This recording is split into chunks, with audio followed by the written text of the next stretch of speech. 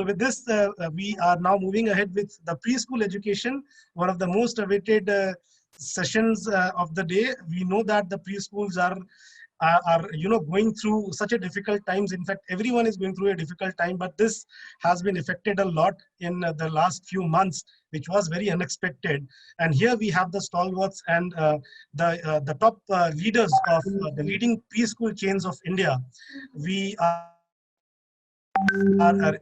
this panel has been represented by Mr. Amol Arora. He is the Managing Director of Shemrock and Shemford Group of Schools. He is the session moderator of the day. We have Mr. Vikas Kumar Kar. He is the Executive Director and CEO of Zealand. Mr. Tijay Gupta. He is the co-founder and CEO of BACHPAN Group of Schools. Mr. Dharmesh Kapasi. He is the President of Shanti Educational Initiatives. We have Dr. S.K. Rathor. He is the founder, chairman, and MD of Sanfort Group of Schools. And Sapnu George. She is the Executive Director, Trivandrum International School, Cochin International School, and Charter Schools, TRINS Early Learning Center. This panel is going to discuss on how professionals can support young children and families in managing stress, how NEP will help early childhood educators financially. May I please invite Dr. Amol Arora and the rest of the panelists to start this session again. Welcome all the esteemed panelists and the stalwarts of the preschool and early childhood education. I'm happy to see many of the faces who we have been, meeting many a times when the physical event used to happen. And it's very excited and very happy moment for me. At the time, I'm also being very emotional seeing you all. So without wasting much time, Amol sir, over to you. Please lead this session, sir. Thank you, and a very good evening to everybody for being here. And it's one of the most challenging times that we've ever seen in the education sector. So makes this session even more interesting to know what everybody is doing and how we can each learn from each other, because that's the key in this scenario. Is we're all new here. It's a never before scenario. It's not something we could have ever planned for. And to be in this situation, especially in early childhood education, where children do not completely understand the implications or the impact of Corona, what's happening, why can't I go and see my friends, why can't I go to my school, why am I watching my ma'am on a laptop? So for children, it's become really, really hard, because socialization, peer learning is an important part of children's learning and growth. So with that, I think I'll love to start the session. We have an amazing panel with us, and I think we'll try and ensure that for the audience, you have a good number of practical takeaways from today's session that you would be able to implement in your schools, in your homes. And that's the whole agenda for today. So with that, straight away would like everybody to if I can just ask everybody to quickly introduce themselves one by one, so that the audience has a sense of where you're coming from and by what experience you share your information. So I'd like to start with the only woman in the panel today. So Sapnu, if you can talk about yourself, your organization, quick introduction, so that everybody knows who you are and where you're coming from. Thank you, Amol. So I'm the executive director of the TRINS group of schools, which is the Trivandrum International School. That's how it started, and the first international school in Kerala, which is the first ones to bring Cambridge and IB to Kerala. So, and now we've also acquired schools in Cochin. That's the Charter School and Cochin International School. Today, I'm here more also to talk about the TRINS early learning centers, which is what we have started. We always did from 1.5 to kindergarten, but we started it from 6 months to kindergarten. That was a sector that was specifically targeted for young working parents like myself, actually. So we have a purpose-built facility right in Techno Park, which is the Kerala government's largest technological park, which has around 70,000 employees.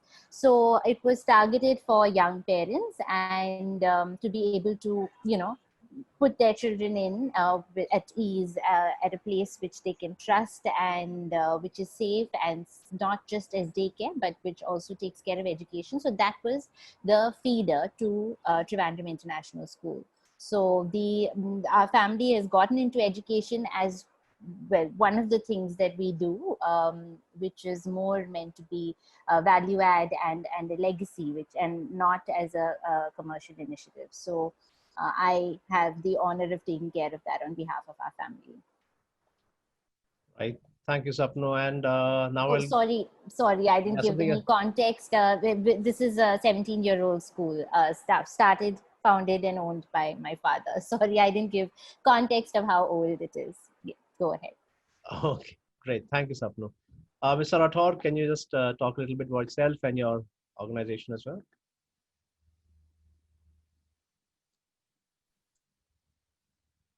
Please unmute yourself, Rathor.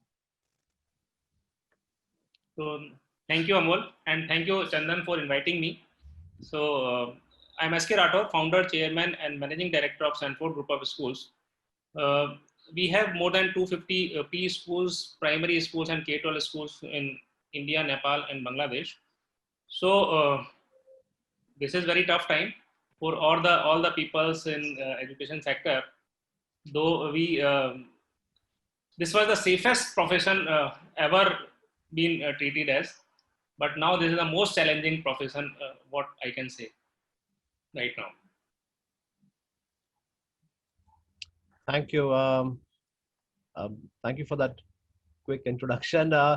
Dharmesh, can you introduce yourself and so that everyone knows yourself and your organization? Good evening, panelists, and I would like to thank Surf and Mr. Chandan for the invitation and be a part of this panel and this discussion. So I'm representing Shanti Educational Initiatives Limited. We are a 10-year-old organization, and primarily we promote it by group of industries. And we have three verticals. We have a preschool chain by the brand Shanti Juniors. We have got 350 plus centers across India as of now. We have a second vertical of schools, that is Shanti Asiatic School. And we have right now 12 operational schools across India. And the third vertical is of daycare, which is Shanti Active Care. And we have almost 20 plus daycare centers as of now, most on the western side of India. We all are, I'm sure we're going to have a wonderful discussion for our audience. Thank you. Thank you, Dharmesh. And lastly, Tijay, could you introduce yourself? Yeah, thank you, Mr. Arora. Thank you, Chandan, Ashish. I think this pandemic has given us a wonderful opportunity, at least to interact. I don't think we are interacting so much in whatever we have done in this last 2 or 3 months. So I think that is a good part. Bad part are so many, I think we are going to discuss. I represent BACHPAN and Academic Heights group of schools. We are a 15-year-old company, and we have 1,200 schools working across India. And we are coming up with our own university also, with the name of Rishihood University. The session is going to start, in fact, this year only, and with the online classes. So I think I'm looking for a wonderful discussion. Thank you. All right. So my first question is, since our audience is basically professionals, and bigger challenge that I've noticed for little children is that the online system is not working as well as the higher classes. So now the challenge is that kids are at home and we are in school. And so how are you dealing with this to ensure A, children are learning, and B, the financials are making it viable for the schools to survive, especially early childhood education? So I'd like each one of you to address this in your own way, and how you've taken up this challenge, and what your advice would be for the viewers on how they can address this challenge. So I'd like to start with Mr. Rathor. Would you like to take this? Yeah. So this was a big challenge to introduce this virtual classroom for so young children, because this was the age group, or this is the age group where the children even don't want to sit for a long time at a place, and they want to do physically whatever they want to do, basically. So initially, yes, it was very difficult for the teachers, parents, and children, everybody. to make this happen. But gradually, we also learned many things, and my teachers and learned so many things, and parents also, how to make these sessions engaging basically. So this is the question, how interesting you can make the session, then only you can engage the children. So we like our institution, many other institutions also, do hit and trial for all these kind of things. So we did many dance classes, online dance classes, then play modeling, then art and craft, then involve the mothers and the parents, and gradually the classrooms were doing well. One thing. Second thing, initially it was the question in the parents also कि शायद जुलाई या अगस्त में तो school खुल ही जाएंगे, अप्रैल में ठीक है नहीं तो जुलाई अगस्त सितंबर में खुल जाएंगे. Now it is the whole year, whole session, schools are not going to reopen. At least for preschoolers, I think it will be a little longer than this session also. So now the parents have understood the value of the online schooling for preschoolers. So now in my system, I have seen a good jump in the number of students in the virtual classrooms as compared we had in April, May or July. This month we have I think 15-20% more students in the online classroom. One thing. Another question is, Amol, you ask is how we are managing the finances. This is a big question for all the institutions these days, for preschool as well as for K-12 schools. Because in case of preschools, it is really not happening in everywhere in the country, because you and me have branches in small cities also, in semi-urban areas also. People are not that, aware about the online kind of thing. They are not happy because they don't know how to tackle all these things. They are not interested to ask their children to join these type of classes. Metros, it's okay. Metros, my branches and metros are doing good. They are meeting out their expenses because salary expenses are reduced, and in many of the cases, most of the cases rather, the rentals are managed by the talks between landlord and the schools. So in metro cities, yes, now the situation is under control, but in small cities where the premises are on rentals, it's a big issue. Another thing, fee. If I talk about fee collection, in case of preschool, I think it is better than K-12 school. Whoever student is joining online class, the parents are paying fees. But in case of K-12 schools, students are taking online classes, 100% students are taking online classes, but fee collection is very less. So this is the scenario what I understood till now. Okay. I think some good points. Dharmesh, what's your take on this? Are you seeing a similar situation with now a growing realization that at least for preschools, I think even April start is looking very unlikely now, considering how far the vaccination is. And how are parents reacting to this in your school? How are your schools talking to the parents as to to show the problem in hand, and what solutions that you have? So how are you addressing this, and what tips would you have for other school heads who are watching this program right now? So as rightly said by Rathor Saab, that initially looking at this COVID-19 situation, it is definitely a very difficult times in terms of handling the kids which come to preschool. In fact, we all are well aware that when there is physical classrooms, even at that point of time, we find it very challenging. Our teachers, they have to, do a lot of activities to make sure that they all are following the activities and following the instructions.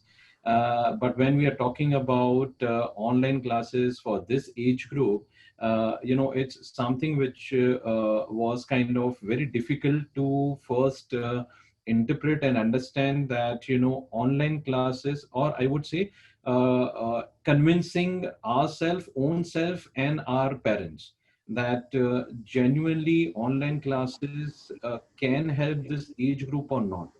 So, first we started understanding that, at this age group, how do we plan the whole curriculum, what exactly needs to be prioritized, rather than, having the same methodology and the curriculum which we normally use for our physical, while conducting physical classrooms, right?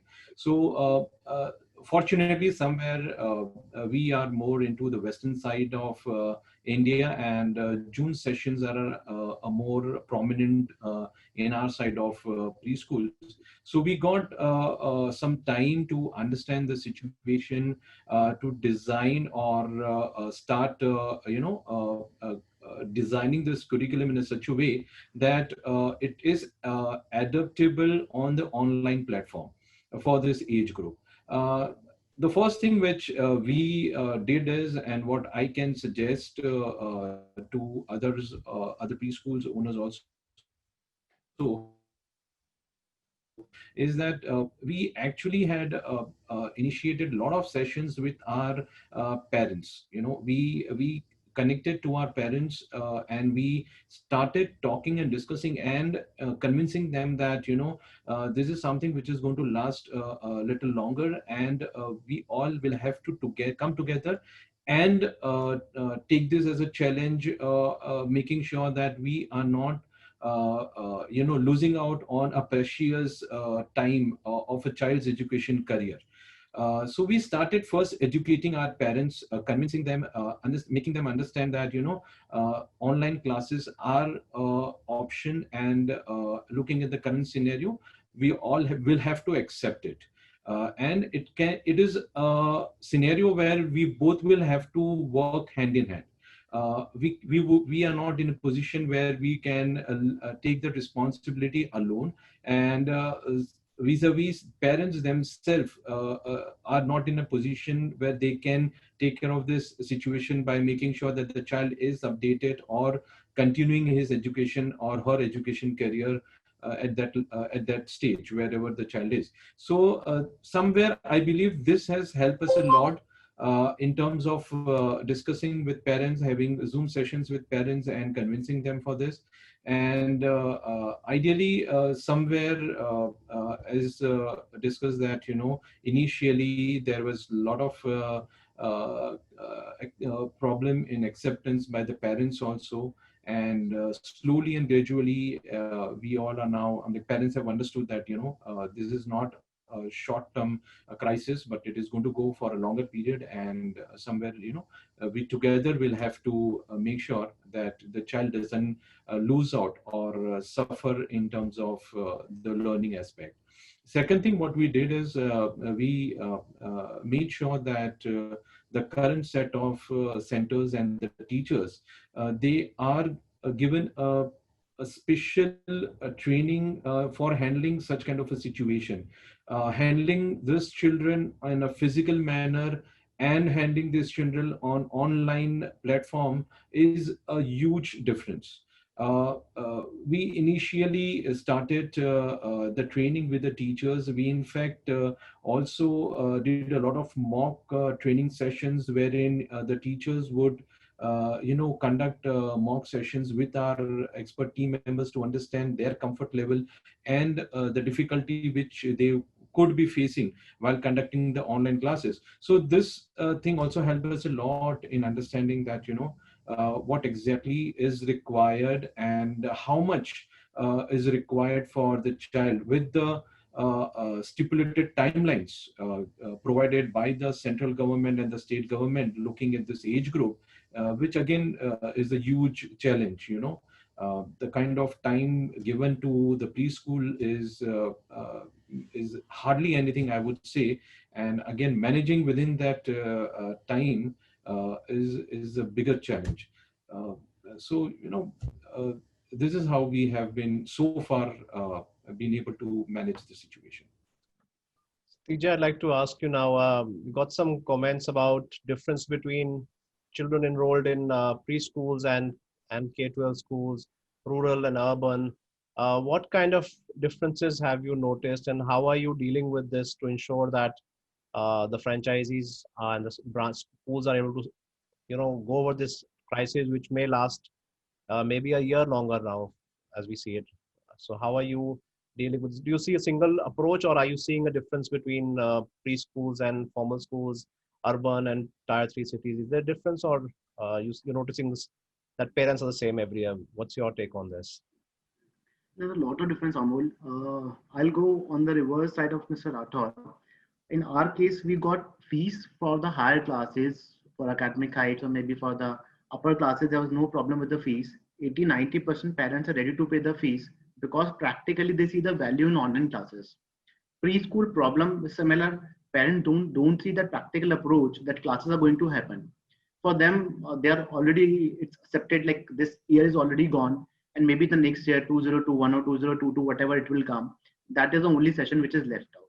So in our case, I feel very difficult to get the preschoolers on the classes.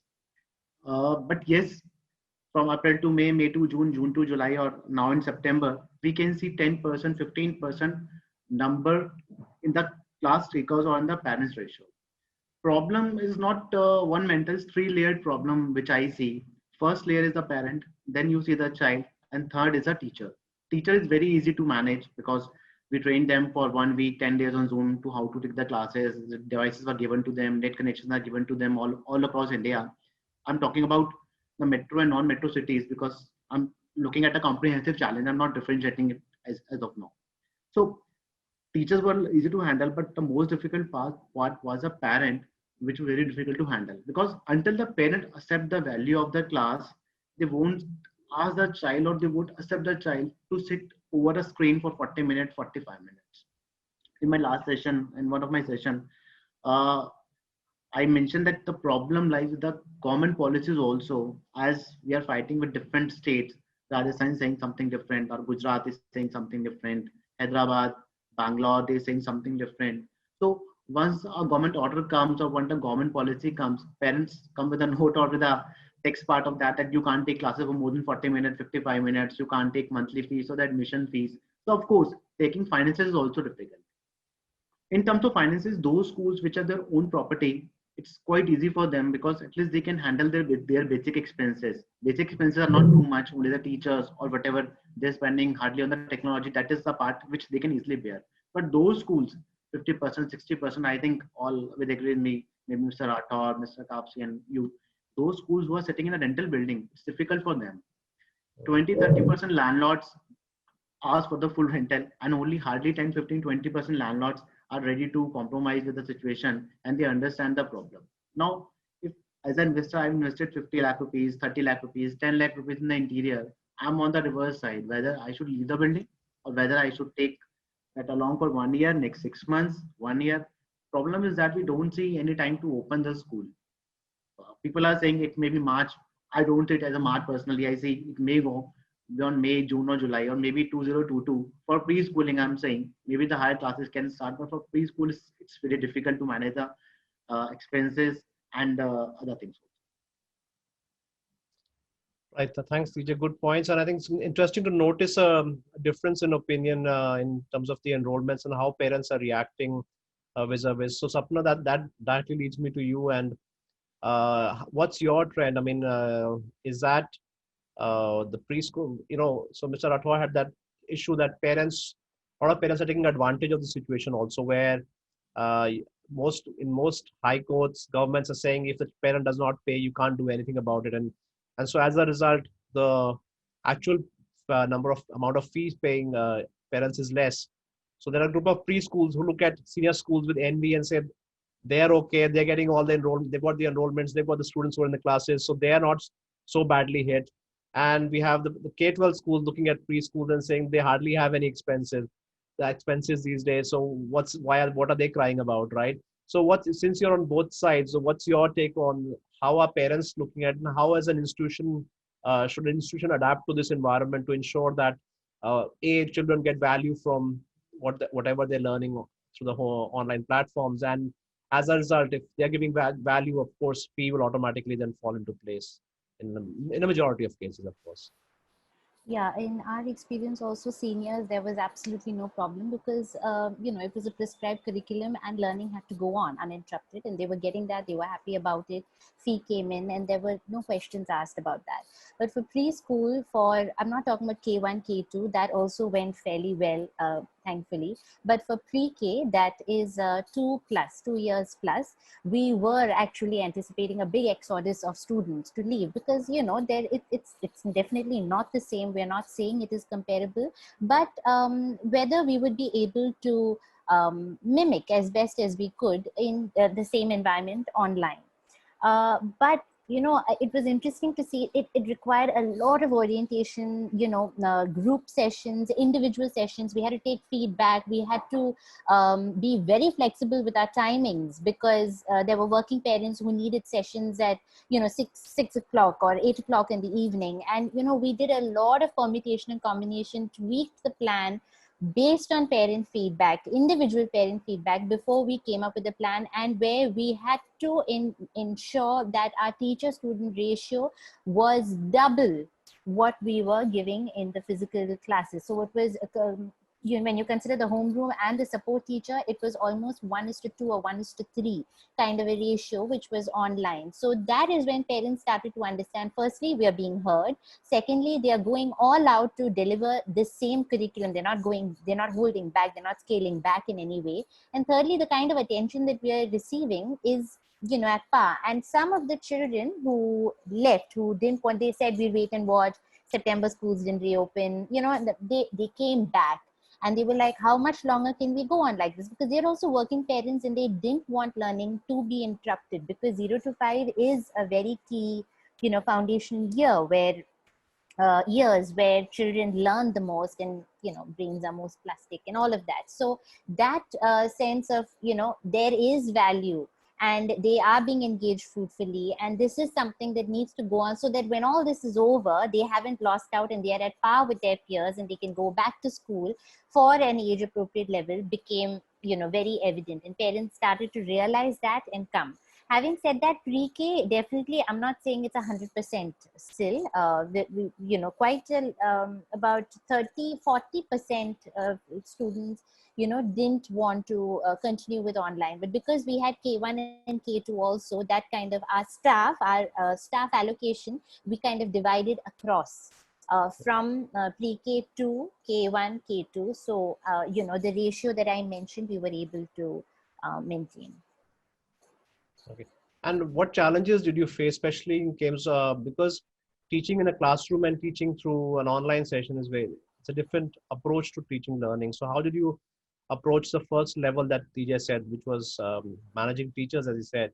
So what efforts did you put in ensuring, otherwise you can't have the teacher teach the same way she teaches in a classroom in an online session, right? So what kind of initiatives did you do there?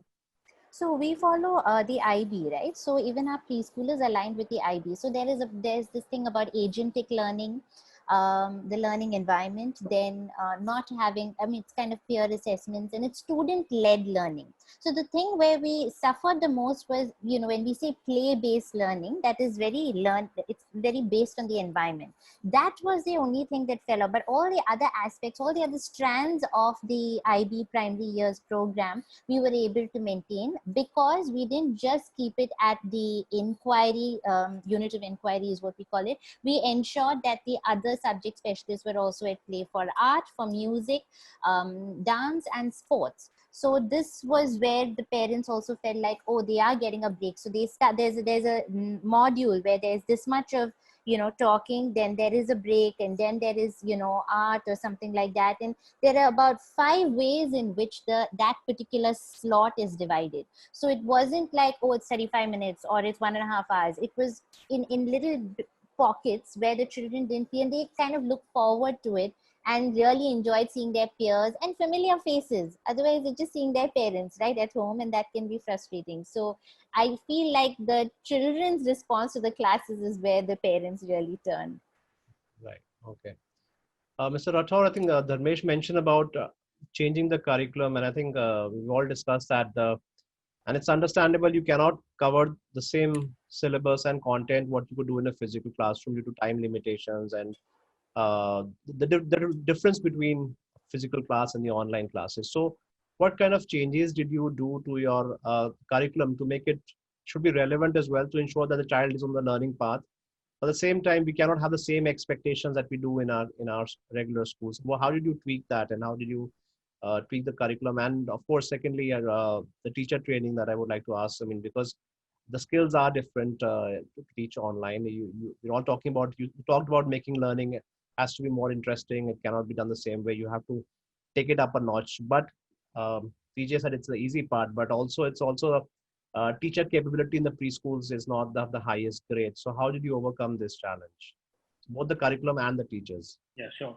So first I'll speak about the teacher training. Then I'll come to how the curriculum has been changed. So because now the mode of education is entirely changed. Classroom is shifted to screen classroom. So what we do, we as usual earlier also we were everybody were making monthly planners, then divided into weeks, and then teacher will divide it on daily basis. So in my system, what we have introduced to make the learning more interesting and engaging, every month we plan a teacher training. Whatever activities, whatever curriculum teacher has to do on the screen, teachers would be trained. My academic team will take the session of the teacher. They do themselves first. My academic team teach how to deliver this particular activity, how to do the class online, what kind of material is required. And on the same way, we conduct session for the parents. And we give the list of items required for this month to the parents. Whatever teaching aids is required, there is household things only, but what kind of teaching aid is required? So what kind of things required for the art and craft, for the clay molding, or for anything, any fruit, vegetable, whatever is required, that is there in the house, but they need to keep them ready basically. So teachers training is the first thing we need to work on, and we learned this thing in April, May itself. Because teacher training पे बहुत ध्यान देना पड़ेगा, क्योंकि this is not a classroom program. So we regularly every month we are doing teachers training, then parents orientation program monthly basis, and then ask the parent to keep the material ready to have that particular class. One thing. Second, one more thing, what we ask parent to create a small corner in their houses so that child should learn this is my school's corner. Keep all the learning material there only. Give a small corner in any room and dedicated corner. Keep the puzzles or any teaching aid, whatever you have at your home. Child's toys and books and everything should be there. Colors, pencils, everything should be there. So child should understand this is my school sheet basically now. Secondly, about the curriculum, see, whatever we were teaching in the school, the complete course we can't do online. We have to understood what should be taught to the child so that their skill should be improved. It is not a matter of writing a skill and that or drawing a skill or art and craft skill. How we can deliver this classroom so that the motor skill or emotional skill, whatever we talk about skill enhancement of the child in this particular age, that should be covered basically. If child is earlier in all the play schools, every week one rhyme was happening, every week a story is happening. We can reduce the number of rhymes. We can reduce the number of stories, but we need to work on the enhancement of their skills. Skills should be improved.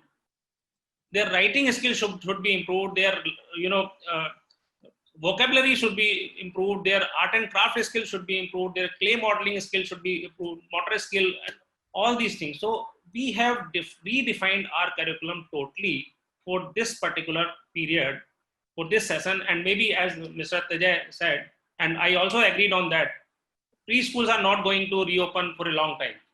So we need to everybody, all of us from this preschool community, we need to work again and again to redefine our curriculum. That is my summation on this thing. Right. Thank you. Now I'll come to the Dharmesh. I want to ask about the NEP also. It's going to be a what do you see as the good and the bad about the NEP, especially from the early childhood sector?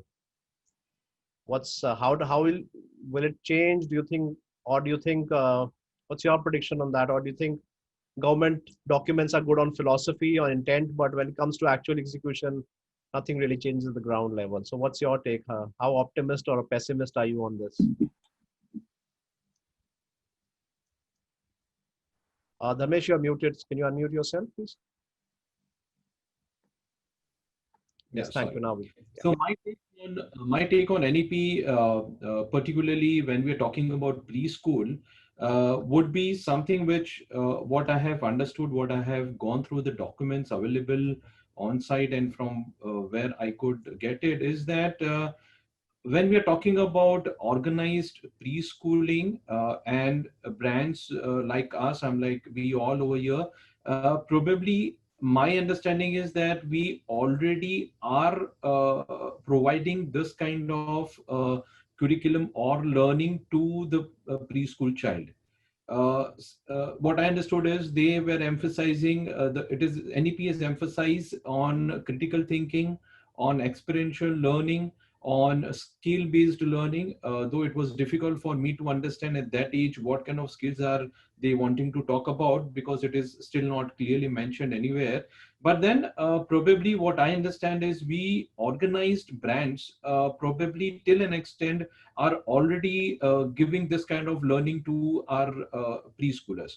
Yes, I would say this will definitely be a good guidelines for the unorganized preschool segment, those who have a challenge in terms of having a proper setup, a proper curriculum, and probably they are just following some kind of an existing publication books and all that stuff. So probably for them, these guidelines would make a major difference. Otherwise, if you ask me, I think we, being into organized preschooling, we already are providing such kind of environment, such kind of learning to our preschoolers. So your take is it's not going to change anything in the private sector, but the government sector and also private and unorganized sector, and as well as the government sector, of course, has a long way to go because. So my other point over here is probably from the academic perspective, I don't think there would be a major change for the organized preschoolers. But yes, probably there are chances wherein the state governments would create kind of interference in terms of the whole planning or the conducting of the classes and infrastructure requirements. So I just I'm just keeping my fingers crossed that probably that challenge is something which probably should not become a hurdle for the branded preschools. I think we talked about that over enthusiastic state governments tend to go out all in different directions in terms of policy.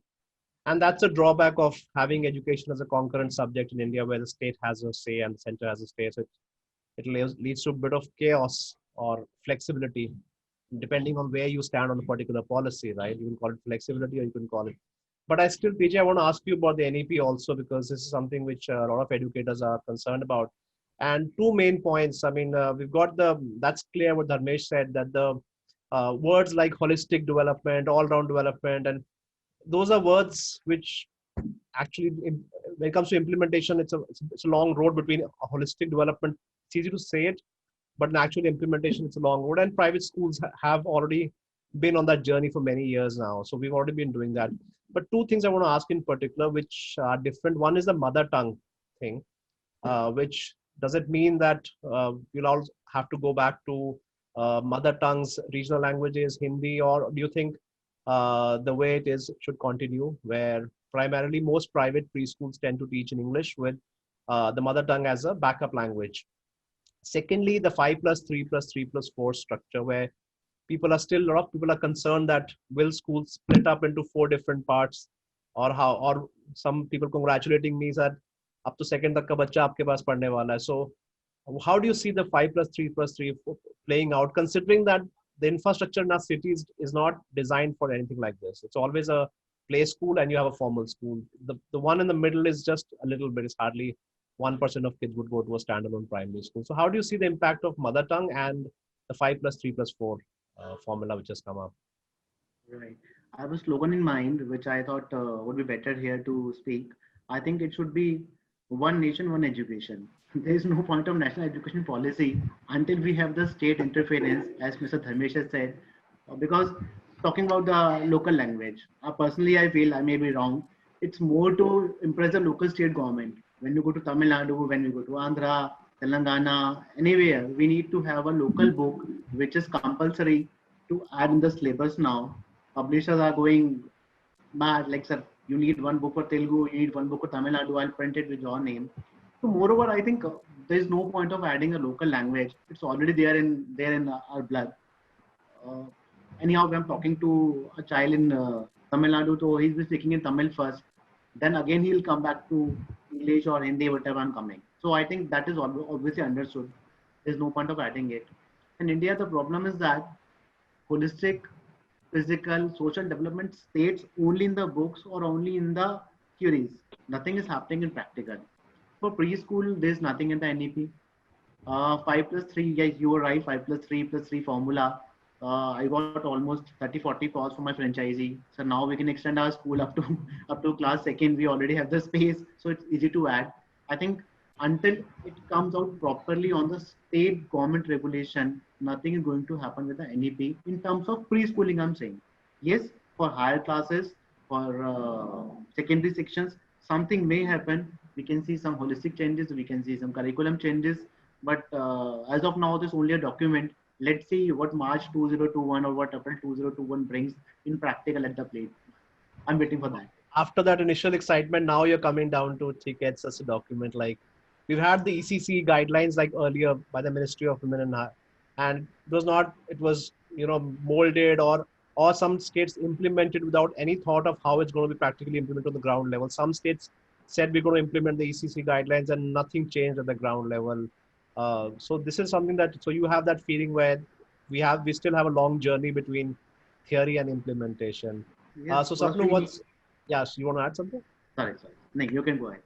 Yeah. So Sapnu, I want to ask you from, because you come from your being an international board, you're somewhat outside the system in terms of the NEP. How do you see the NEP impacting the international school system? Do you see that, is it something where you'll be watching from the sidelines, or do you think the IB would somehow have to, you know, merge with come within the framework of the NEP? What's your take on the international? Because the NEP does not specifically mention that this requirement is only for the Indian education. It's a national education policy. It means everybody has to be a part of it. How do you think the international schools are going to be looking at the NEP right now? Yeah, I feel the NEP came at a good time because it really endorses the education philosophy that international boards already follow. So in terms of student-led learning and where they are active participants in their own learning process.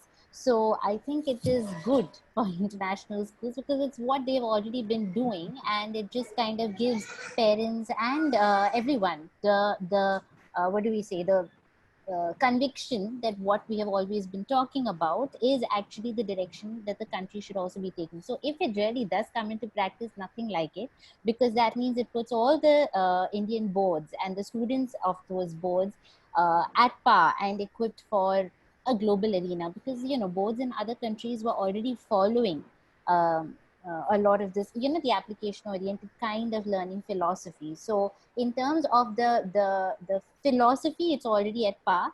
And if there's anything that we need to kind of incorporate into our system, it's what we've already seen. It's actually very easy to do.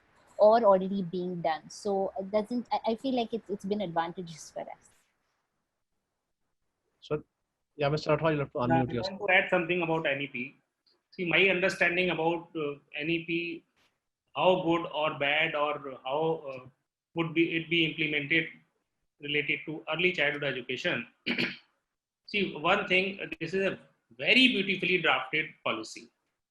I think nobody will deny about it. Very, very beautifully drafted. Only concern is, few concern, not only one concern. One thing, this is a state subject, education is a state subject. So every state is going to draft their own policy on the basis of this document.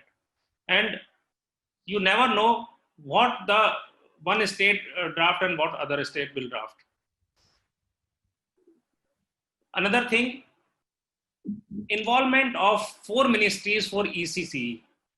There are 4 ministries involved in ECC: Ministry of HRD, Women and Child Welfare Ministry, then Health and Family Welfare, then Ministry of Tribal. It is very difficult to take out any job done from even a single ministry. How will we get it out of these 4 ministries? Another thing, I'm talking about government ECC center like Anganwadis or Balwadis or any. Anganwadi was the substitute of preschools in government sectors. They have just become the midday meal centers. No education is happening there. So who will ensure? Because ECC for all the sections of the society, not for the people like us or people sitting in the cities.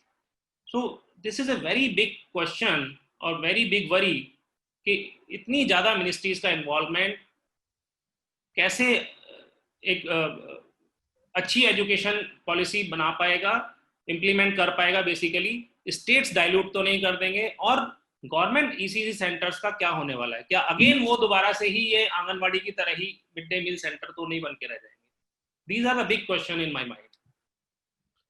I think what the NEP is actually saying is that this will all come under the Ministry of Education now. So when it comes to actual curriculum formation and implementation, I think because that's the midday meal part will stay with the Ministry of Women and Child Development, I guess. But this education part is going to be, because right now it was orphaned. There was nobody looking after it because the Anganwadis were under the Ministry of Women and Child Development and they had nothing to do with learning and education. So that's why the condition of Anganwadis right now. So let's hope with this change comes about where the Ministry of Education gets involved in the Anganwadi level. So that's of course the implementation the government's level is always going to be a big challenge. I mean, Sapnu, you were talking about inquiry-based learning, and we have schools where there are only one classroom for the whole school, or there are no toilets for the girls. So I think India faces a large challenge, and that's what makes it more complex. That you have a country where with a population with expectations like they want to compete with kids in Singapore, and there are kids where for them daily survival is a challenge, and we are worse off than maybe parts of Africa. So this whole diversity of a country and the diversity of different states, where every state wants to preserve its own local culture, and it does have a right to say that I do not want a homogenization of my state to be like the rest of India, and every state has a right to say that. To do that, that's part of the founding commitments that were made to states when India as a country was formed. So we can't deny that. Of course, as a chain, it makes our work easier when we have one system, one school, one system. It would make our lives much easier. But that's the India that we have. We have that every state will have its right to preserve its local culture. You cannot expect a child in Ladakh to be understanding or learn about the Mohenjo-daro and Harappa civilization invasion of Mughals when they have nothing to do with that. So there always has to be a lot of localization, and that's why the freedom is given to the states to contextualize the curriculum to make it relevant for children. So they understand it's relevant to us. Otherwise, if you end up learning, for example, as an Indian, learn about the Viking invasion of UK, I mean, you'll wonder, why am I learning this? So that's fair on that part, but that is what makes this sector very, very interesting, that this is going to happen.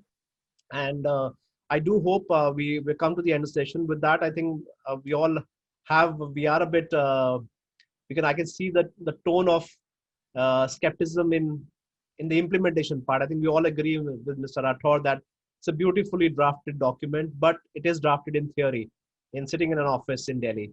But now when it comes to implementation across not India, but Hindustan and Bharat, then the challenges would be there. And I think I sincerely hope that the government has, the document has its heart in the right place. And I hope that it does involve the private sector, the early childhood association, the NGOs, and let's everybody come together, because we are all here for the children. And I hope if we are able to come together as a team and not be on us versus them, where the government's constantly questioning the private school sector and say, you're making money, why are you fleecing the parents?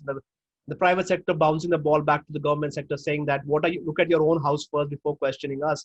So let's not get into that. We've got a beautiful start with the NEP. Let's all come together and ensure that we're able to create a brighter future for our country. With that, thank you so much.